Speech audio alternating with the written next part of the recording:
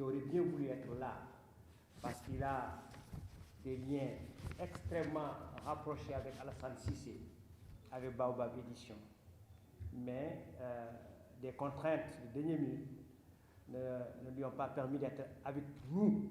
Mais souvent, il nous a appris que l'absent n'est pas toujours le non présent. Et certainement, il est avec nous aujourd'hui par l'esprit et la pensée, et il nous accompagne. Baobab, qui dit Baobab, dit Alassane Cissé.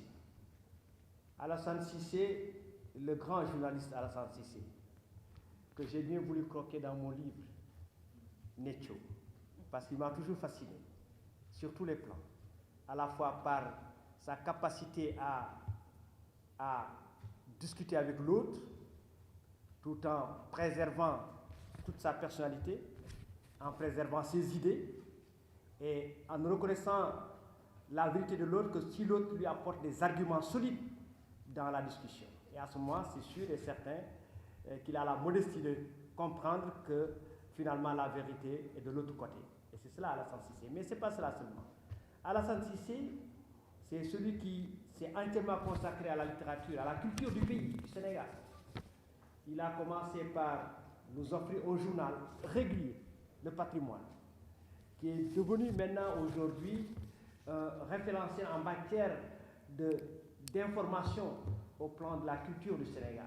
Si on voudrait vraiment savoir aujourd'hui ce qui se passe en termes de culture dans notre pays, il suffit de prendre Le Patrimoine, de feuilleter ce journal pour s'en rendre compte.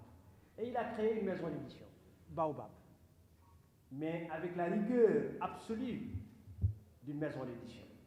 Il ne publie jamais des livres qui ne méritent pas d'être portés à l'attention du public. Il veille toujours à ce que le format soit rigoureusement observé, il veille à ce que la qualité soit de mise, mais il veille surtout à ce que aussi la promotion nécessaire à l'ouvrage soit apportée. Et c'est d'ailleurs ce qui nous vaut aujourd'hui d'être là à Radisson Blu, parce qu'il n'est pas évident de choisir un tel milieu pour un lancement de livres.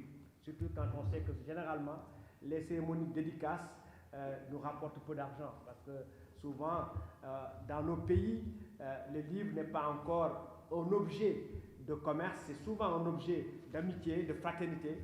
Quand on a fini, vous entendez vos amis vous dire « Anna sama boss, Anna sama exemplaire », alors qu'ils oublient qu'en réalité, l'auteur aussi a besoin de se nourrir de son art. Et cela, il faudrait qu'il achète. C'est pourquoi souvent j'ai l'habitude de dire à ceux qui viennent aux cérémonies dédicaces que cet instant est un instant de baptême. Il s'agit de baptiser le livre de Marie Kabou. Alors, qui vient à un baptême? Chez nous, en tout cas, traditionnellement, vous venez avec un daoutal. Et ce daoutal-là, c'est acheter le livre de Marie Kabou, pour lui permettre aussi de savoir que son livre est choyé, parce que acheter ce livre-là, c'est vraiment participer à son aventure littéraire. Donc, et je remercie aussi profondément, même s'il n'est pas là, Ibrahim Lo, qui est souvent avec nous, qui nous accompagne dans l'édition des ouvrages. Mais remercier Marie Kabou, merci de nous avoir offert ce livre. Tout à l'heure, j'ai discuté avec elle profondément sur beaucoup de plans et je me suis rendu compte qu'elle était très engagée dans l'amour. Elle avait une conception de l'amour, et je ne vais pas, certainement qu'elle va y revenir, une conception de l'amour qui est la sienne, Elle croit que l'amour est le fondement de l'humanité, et je suis entièrement d'accord avec elle sur ce plan-là. S'il n'y a pas d'amour, il n'y a pas d'humanité, et d'ailleurs, toutes les religions nous enseignent à nous aimer les uns les autres, et c'est fondamental. Et écrire là-dessus, c'est extraordinaire. Et son titre, je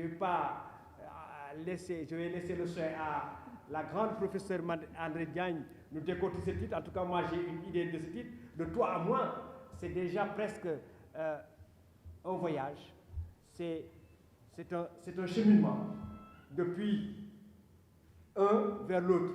Et c'est tellement bien que de toi à moi que c'est neutre. On ne sait pas si c'est la femme qui dit de toi à moi ou c'est l'homme qui dit de toi à moi. Mais en tout cas, c'est déjà un cheminement. Et ce qui est bouleversant dans ce livre, c'est déjà cette rupture presque annoncée. Mais je ne vais pas vraiment déflorer ce que va dire tout de suite la grande critique littéraire. Et je ne vais pas aussi monopoliser la parole. je voudrais vous remercier de m'avoir prêté votre attention et laisser la parole à notre maître de cérémonie, que je remercie en passant. Merci.